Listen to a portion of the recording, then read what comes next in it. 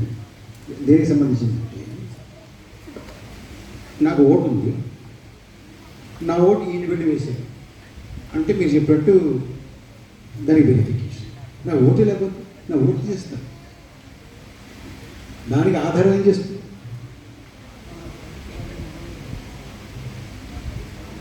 ముందు ఓటు తీయకుండా నా కులం బేసిస్ మీదో, నా మత ప్రాతిపదికనో, నా భాషా ప్రాతిపదికనో, లేకపోతే నాకున్నటువంటి రాజకీయ భావాల ప్రాతిపదికనో నా ఓటు తీయకుండా చూసుకోవాల్సిన బాధ్యత.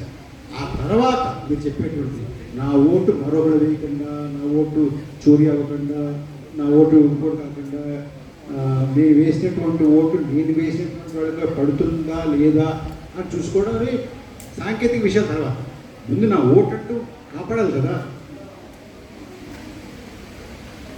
నెక్స్ట్ చెప్పాను నేను, మీకు ఏ సందేహం ఉన్నా, మీరు ఏ ప్రశ్న అడగదలుచుకున్నా, నేను చెప్పిన దాన్ని ఏది సవాల్ చేసినా కూడా నేను సమాధానం చెప్పడానికి సిద్ధంగా ఉంటాను. అంచేత మీరన్నట్టు వినడానికి ఓపిక లేకుండా మాది ఇక్కడ ఎవరు లేరు. అందరూ వినడానికి ఓపికతోనే కూర్చున్నారు. పరిష్కారం కార్యాచరణ ఇవ్వాలి అని అంటే ఒక్క విషయం గుర్తుపెట్టుకోవాలి. మీ పేరు ఏమన్నారండి? వెంకటేష్ గారు. ఒక విషయం మీరు దయచేసి దృష్టిలో పెట్టుకోవాల్సింది ఏంటంటే, ఇప్పుడు నన్ను, మా జానీ భాష గారిని, శ్రీధర్ గారిని, ఈ తేజవతి గారును ఓంకార్ గారు ఇక్కడ కూర్చోబెట్టారు. బ్రహ్మారెడ్డి గారు కూడా కాసేపు కూర్చొని వెళ్ళిపోయారు మరి. దాని అర్థం 1, 2, 3, 4 మా నలుగురికి మీ అందరికన్నా చాలా ఎక్కువ తెలుసు కాబట్టి మిమ్మల్ని కూర్చోబెట్టారు అనుకోకండి. మేమంటే ఏదో గౌరవంగా కూర్చోబెట్టారు. మాకెంత తెలుసో మీకు అంతే తెలుసు.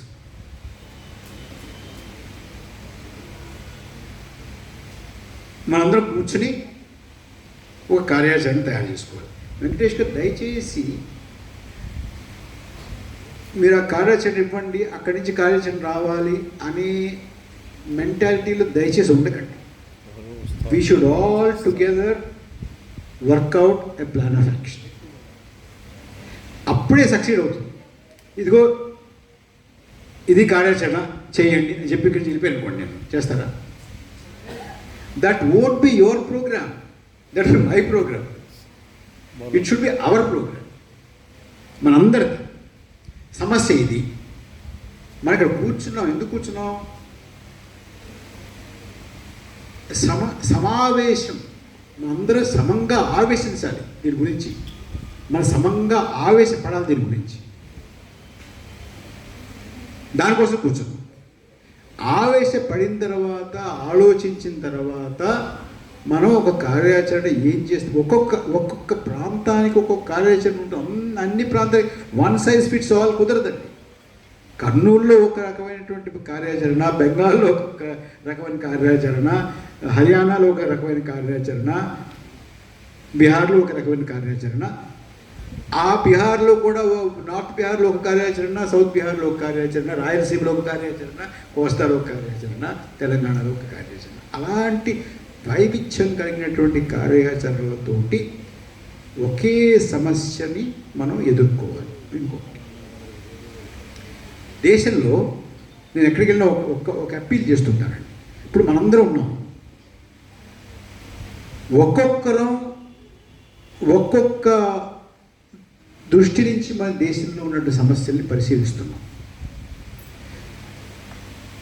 దానికి మనకున్నటువంటి పరిజ్ఞానం కానీ, మనకున్నటువంటి అభిరుచి కానీ, ఆసక్తి కానీ, మనకి అందులో ఉన్నటువంటి ప్రవేశం వల్ల కానీ ఒక్కొక్కరు ఒక్కొక్క మార్గాన్ని, ఇప్పుడు కొంతమంది బ్రహ్మారెడ్డి గారు సైన్స్ ద్వారా దేశంలో ఒక చైతన్యాన్ని తీసుకురావాలి, కొంతమంది బాల కార్మిక వ్యవస్థ రద్దు కావాలని ప్రయత్నం, కొంతమంది సమాచార హక్కు చట్టం, కొంతమంది విద్యా హక్కు చట్టం, కొంతమంది పర్యావరణం, కొంతమంది మరొకటి వారి వారి మార్గాల ద్వారా దేశం యొక్క అభ్యున్నతి కోసం, ప్రజా బాహుళ్యం మంచి కోసం ప్రయత్నం చేస్తున్నారు.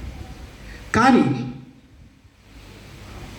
నేను ఈ మధ్య చాలామందికి నేను చేస్తున్నటువంటి అభ్యర్థన ఏంటంటే, మీరు కనీసం కొన్నాళ్ళైనా, కొన్ని నెలలైనా, 2-3 నెలలు, 4-5 నెలలు, 6 నెలలు మిగతావన్నీ కూడా పక్కన పెట్టి అవి చేసుకుంటూ కూడా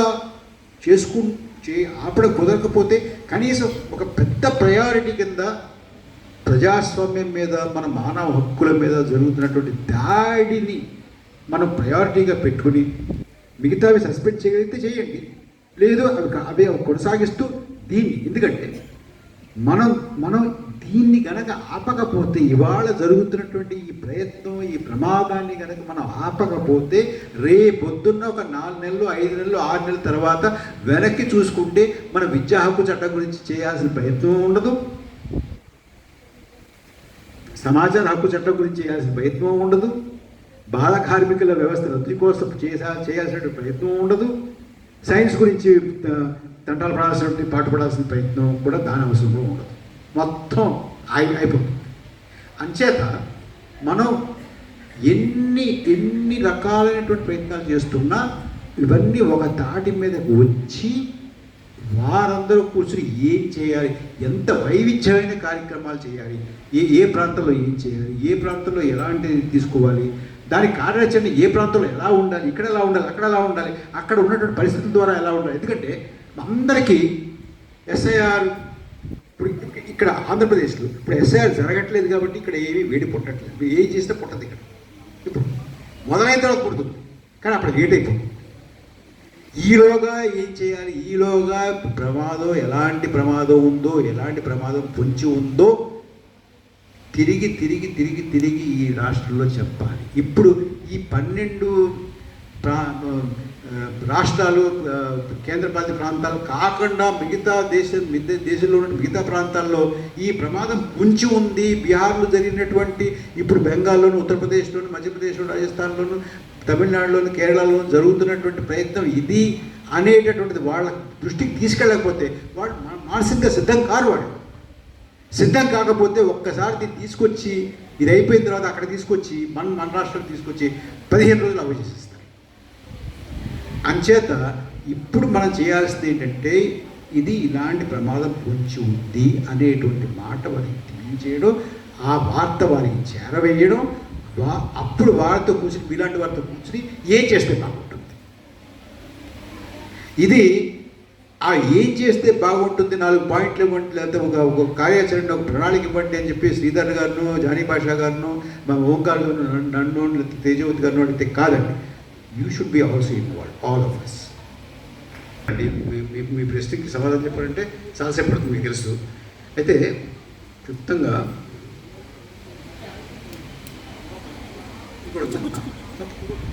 నేను చెప్పాను, ఈ కప్పల్లాగా ముంచుకొస్తూ ఉన్నటువంటి ప్రమాదాన్ని రాజకీయ పార్టీలు కూడా బహుశా గుర్తించట్లేదు అనేటువంటి నా అనుమానం అండి. ఏదో ఎన్నికలకు సంబంధించిన వ్యవహారం అనుకుంటున్నారు. ఎన్నికల కన్నా కూడా చాలా లోతైనటువంటి వ్యవహారం ఇది. మొత్తం భారతదేశ సమాజం యొక్క, రాజకీయ సమాజం యొక్క స్వరూపాన్ని సమూలంగా మార్చేటటువంటి ప్రయత్నం అనేటువంటిది గమనించకపోవడం వల్ల వాడు బయటికి రావడం ఒకటి. రెండవది, ఎప్పుడు మనం అభివృద్ధి చెందిన దేశం అవుతాము అనే ప్రశ్న అంటే మొట్టమొదటి నుంచి కూడా, నా ఉద్దేశంలో మొట్టమొదటి నుంచి కూడా మనం చాలా మౌలికమైనటువంటి విషయాలని అడ్రస్ చేయకుండా ఎకానమీకి సంబంధించినటువంటివి మిగతా చాలా చేస్తున్నాం అనుకోండి, అది ఆ ప్రయారిటీస్ మన somewhere we got them wrong. For instance, ఇవాళకి కూడా మనది వ్యవసాయ ప్రధానమైనటువంటి దేశం అయినా కూడా ఇవాళకి కూడా వ్యవసాయంలో మన ఉత్పాదకత, productivity is one of the lowest. We might be producing more than others because of our size. But per worker ఎంత ప్రొడక్టివిటీ అని చూసుకుంటే ఇట్ ఈస్ నాట్ కాంపిటెంట్. ఇండస్ట్రీలో worker productivity is low. Health మీద మనం పెట్టేటువంటి ఖర్చు కానీ, మనం పెట్టేటువంటి దృష్టి కానీ, మనం పెట్టేటువంటి శ్రద్ధ కానీ ఈజ్ లో. ప్రైమరీ ఎడ్యుకేషన్ మీద మనం పెట్టేటటువంటి దృష్టి కానీ, మనం పెట్టేటువంటి ఖర్చు కానీ, శ్రద్ధ కానీ క్వైట్ లో. సో అంటే ఈ ఈ మౌలికమైనటువంటి అంటే మన మన ప్రజానీకం యొక్క మానవ వనరుల్ని మనం పెంచుకోకుండా దేశం ఎలా అభివృద్ధి చెందుతుంది? దేశంలో కొంతమంది మాత్రమే చదువుకోగలిగితే, కొంతమంది మాత్రమే ఆరోగ్యంగా ఉండగలిగితే, కొంతమంది మాత్రమే అవకాశాలు ఉండేటువంటి పరిస్థితి ఉంటే మొత్తం దేశం అభివృద్ధి చెందేటటువంటి అవకాశం ఉండదు. సో మనకి కంట్రీ డెవలప్డ్ కంట్రీగా అవ్వాలంటే the entire country should grow. లేదనంటే మన దేశంలోనే డెవలప్డ్ సెగ్మెంట్స్ ఉన్నాయి. ఇప్పుడు మీరు హైదరాబాద్ వచ్చారనుకోండి, ఒక గేటెడ్ కమ్యూనిటీకి వెళ్తే మీరు భారతదేశంలో ఉన్నారా, హైదరాబాద్లో ఉన్నారా, సింగపూర్లో ఉన్నారా, న్యూయార్క్లో ఉన్నారా, శాన్ హోసేలో ఉన్నారా, కాలిఫోర్నియాలో ఉన్నారా మీకు తెలియదు. అలాంటి ప్రాంతాలు కూడా ఉన్నాయి కదా మనకి. కానీ అది అన్ని ప్రాంతాలు అలా ఉండవు. దాని పక్కనే కిలోమీటర్ దాటకుండానే మనం ఆఫ్రికాలో ఉన్నటువంటి అట్టడుగు దేశంలో, అత్యధిక పేదరికం ఉన్నటువంటి దేశంలో ఉన్నటువంటి పరిస్థితి కన్నా కూడా ఘోరంగా ఉండేటువంటి పరిస్థితి కూడా పక్కనే ఉంది. ఆ రకమైనటువంటి అసమానత ఉంది. ఆ రకమైనటువంటి వికృతమైనటువంటి పోకడతోటి మనకి అభివృద్ధి జరుగుతుంది. దాన్ని మనం ఆపగలిగితే, మౌలికమైనటువంటి విషయాల మీద మనం దృష్టి కేంద్రీకరించగలిగితే అప్పుడు దేశం అభివృద్ధి పదంలో మొదలవుతుంది, బయలుదేరుతుంది. అది అలా బయలుదేరితే ఆ రకమైనటువంటి ఆరోగ్యకరమైనటువంటి పోకడల్ని, ప్రణాళికల్ని, ప్రాధాన్యాలని మనం పాటించగలిగితే ఒక్క దశాబ్దంలోనే మనం చాలా బలమైనటువంటి ఆర్థిక శక్తిగా ఎదుగుతాం. ఇప్పుడు ఉన్నటువంటి కేవలం పైన మిరుమిట్లు గొలిపేటటువంటి అభివృద్ధి మాత్రమే జరుగుతుంది. సార్, నేను దగ్గరికి వచ్చి నీ తలుపు కొట్టి నీకు 2000 ఇచ్చాను. ఈయనకి కూడా నీ ఓటు కావాలి. ఈయన కూడా నీ తలుపు కొట్టి నీకు 2000 ఇచ్చాడు అనుకుందాం. నాకు కొంతమంది మిత్రులు ఏం చెప్తారంటే, నీ పేరేమన్నా వైష్ణవి. వైష్ణవి ఇద్దరి దగ్గర డబ్బులు తీసుకున్నా కూడా తను ఎవరు కావాలనుకుంటే వాళ్ళు ఓటేస్తుంది. ప్రజాస్వామ్యం చాలా గొప్పదన్న. నేను అన్నాను, ప్రజాస్వామ్యం ఎప్పుడు గొప్పదని అని అంటానంటే, భారతదేశంలో ప్రజాస్వామ్యం చాలా బాగుంది అని ఎప్పుడు అన్నానంటే, నేను వైష్ణవింటికి వెళ్ళి తలుపు కొట్టి 2000 ఇవ్వబోతుంటే వైష్ణవి లాగి లంపగా కొట్టి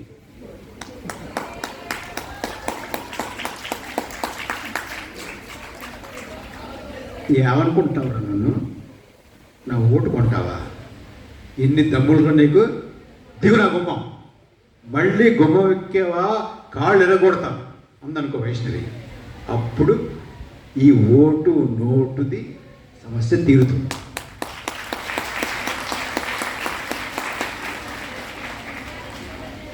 నువ్వు తీసుకుంటేనే ఇస్తా.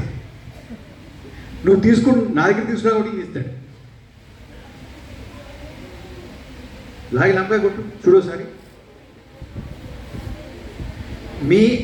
నువ్వు మొత్తం దేశాన్ని ఉద్ధరించక్కల్లా. మీ వీధిలో ఉన్నటువంటి ప్రతి ఇంటికి వెళ్ళి అన్నయ్య, అక్కయ్య, మావయ్య, అత్తయ్య, బాబాయ్, పిన్ని, పెదనాన్న, పెద్దమ్మ, ఓటుకి మాత్రం డబ్బులు తీసుకోవద్దు, నీ కాళ్ళు మొక్కుతాను, చేతులు పెట్టి నమస్కారం చేసి చెప్తున్నాను, డబ్బులు తీసుకోవద్దు అని చెప్తావా? చెప్పు. ఇలాగా ఇక్కడ ఉన్న అంత చెప్తారా? మీ నుంచి రావాలి కదా. లేకపోతే కొండానికి వస్తాడు. కొండానికి ఎందుకు రాడు? నేను ఒకసారి ఒక ఆయన చూడడానికి వెళ్ళానండి. ఆయన ఒక నాయకుడు. ఆయన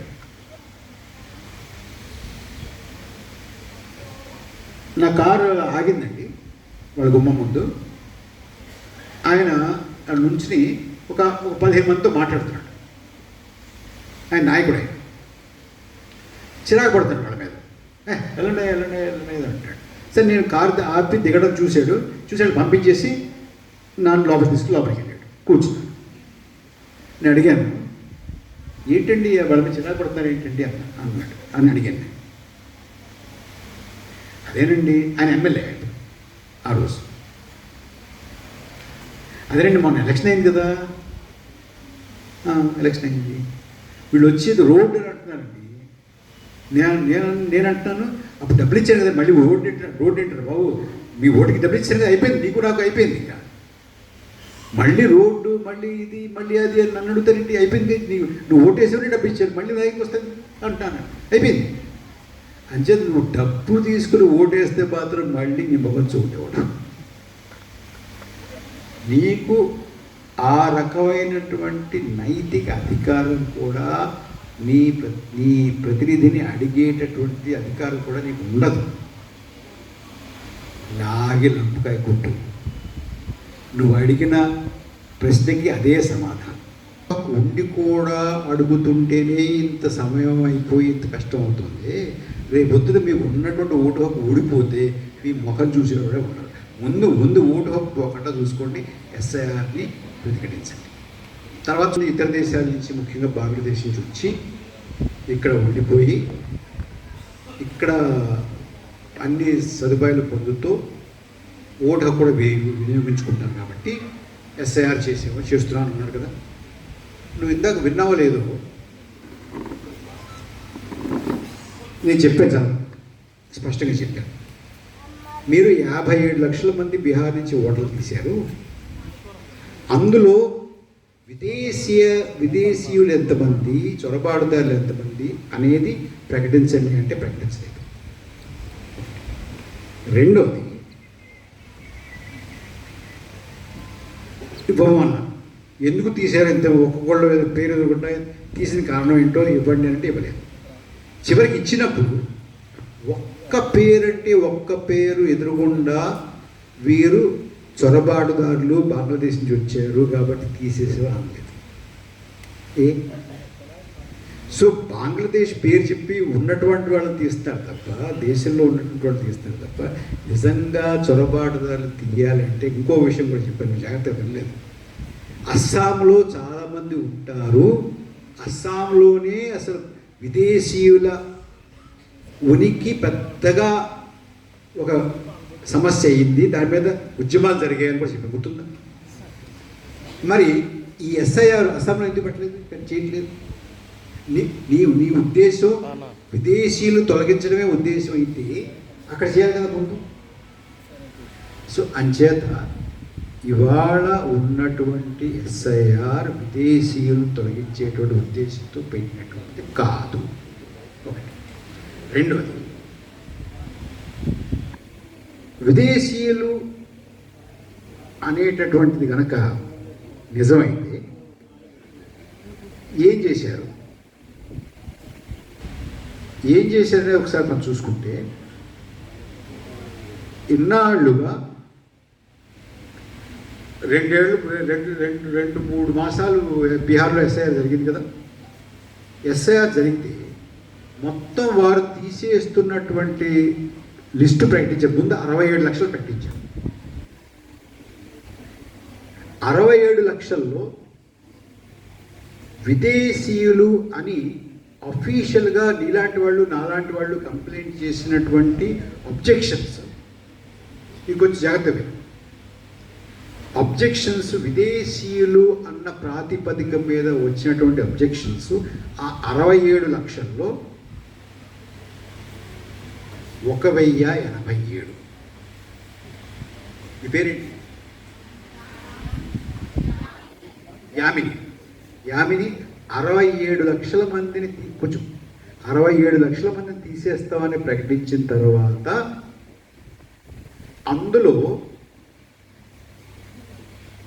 విదేశీయులు అని కంప్లైంట్ ఉన్నటువంటి ఇవి 1087.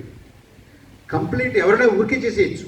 అందులో కాస్త బలం ఉంది అని ఎన్నికల సంఘమే నిర్ణయించి దీన్ని మనం ఇన్వెస్టిగేట్ చేయాలి అని నిర్ణయించినటువంటివి 390. 67 లక్షలు. 67 లక్షల్లో ఇన్వెస్టిగేట్ చేయడానికి అర్హమైనటువంటివి 390. అందులో ముస్లింల సంఖ్య, ఆ 390లో ముస్లింల సంఖ్య 76. 67 లక్షలు, 1087, 390, 76. ఫాలో అవుతున్నావా? అందులో సీమాంచల్ అంటే ఈ బంగ్లాదేశ్కి, నేపాల్కి దానికి బాగా దగ్గరగా ఉండేటువంటి ఎక్కువ విదేశీయులు ఉంటారు అని అనుమానం ఉన్నటువంటి ప్రాంతం సీమాంచల్. అందులో 10. అందులో ముస్లిం పేర్లు 5. అందులో 2 చనిపోయారు. ఇన్వెస్టిగేట్ చేయడానికి తేలినటువంటి పేర్లు 3. 67 లక్షలు, 1097, 390, 76, 10. నీకు వీళ్ళు ఇస్తున్నటువంటి ప్రాపగాండా ఏంటంటే లక్షల మంది ఈ దేశంలో బంగ్లాదేశ్ నుంచి వచ్చి పడి తినేస్తున్నారు, మన ఓటు తీసేసుకుంటున్నారు, మన హక్కులు తీసేసుకుంటున్నారు, మన రాష్ట్రం తీసేసుకుంటున్నారు అని. అంతే కదా? ఓకే. ఇంకోటి, 10 సంవత్సరాలు, గత 10 సంవత్సరాలుగా ఈ ప్రభుత్వం ఉంది. నువ్వు ఇందాక ఏమన్నావు, బంగ్లాదేశ్కి ఇండియాకి బోర్డర్ లేదన్నా. ఎందుకు లేదు? బోర్డర్ ఉందిగా. నేను వెళ్ళాను బంగ్లాదేశ్ బోర్డర్ ఉంది. అది కూడా అబద్ధమే. బోర్డర్, ఆ బోర్డర్లో నుంచి వచ్చారు అనుకున్నటువంటి వాళ్ళని అసలు మొత్తం విదేశీయులు అని బయటికి పంపించేసినటువంటి వారి సంఖ్య ఈ 10 సంవత్సరాలలో కేవలం 15,000. సంవత్సరానికి ఎంత అయింది? 50. సంవత్సరానికి ఎంత అయింది? 10 సంవత్సరాలకి 15,000 అంటే 1100, 1200. అంతే కదా? ఏది ఇంత గగ్గోలు పెడుతున్నారు మీలాంటి వాళ్ళందరినీ బాగా రచ్చగొడుతున్నారే. ఇదే ప్రభుత్వం గత 10 సంవత్సరాలుగా విదేశీయుల్ని బయటికి పంపించిన మొత్తం వీళ్ళు పంపించినటువంటి విదేశీయుల సంఖ్య బంగ్లాదేశ్ కాదు, విదేశీయుల సంఖ్య 15,000. అందులో అత్యధిక సంఖ్యాకుడు అత్యధిక సంఖ్యాకుడు ఆ విదేశీయుల్లో నైజీరియా నుంచి వచ్చినటువంటి వాడు. బంగ్లాదేశ్ కాదు. ఇవాళ ఈ ప్రభుత్వం అధీనంలో ఈ విదేశీయుల్ని పెట్టడానికి డిటెన్షన్ క్యాంపులు ఉంటాయి కదా. ఢిల్లీలో 120 మంది, మహారాష్ట్రలో 110 మంది, హర్యానాలో 80 మంది, రాజస్థాన్లో 70 మంది, ఉత్తరప్రదేశ్లో 85 మంది, గుజరాత్లో 65 మంది, గోవాలో 10 మంది.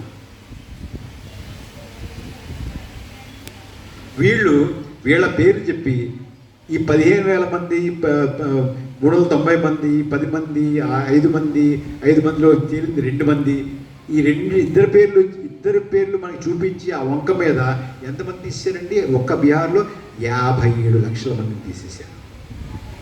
ఇప్పుడు 12 రాష్ట్రాలు, కేంద్రపాలిత ప్రాంతాల్లో 6.5 కోట్ల మందిని తీసేస్తున్నారు.